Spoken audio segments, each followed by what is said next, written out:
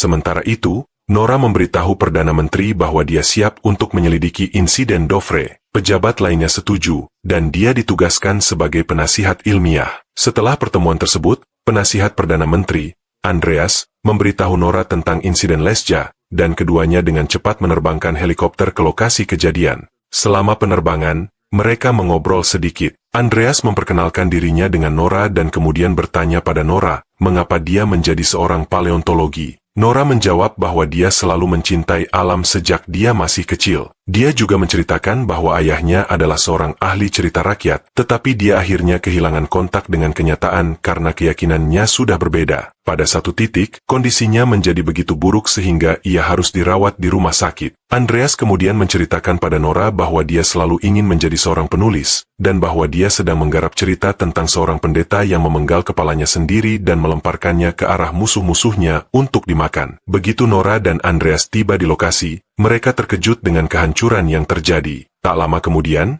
mereka disambut oleh Kapten Chris Holm, Komando Operasi Khusus. Chris memberi pengarahan kepada keduanya tentang situasi tersebut, menjelaskan bahwa makhluk itu melanjutkan jejaknya sejauh 2 mil ke selatan menuju pegunungan. Namun, meskipun mereka melakukan penyisiran di area tersebut, mereka tidak menemukan apapun. Rasanya seolah-olah makhluk raksasa itu menghilang begitu saja. Setelah ini, ketiganya mewawancarai pasangan tua tersebut yang masih terguncang oleh kejadian tersebut. Sang istri mengungkapkan bahwa dia tidak melihat apa-apa, namun dia mendengar suara seperti lolongan aneh. Suaranya mengerikan, seperti suara King Kong.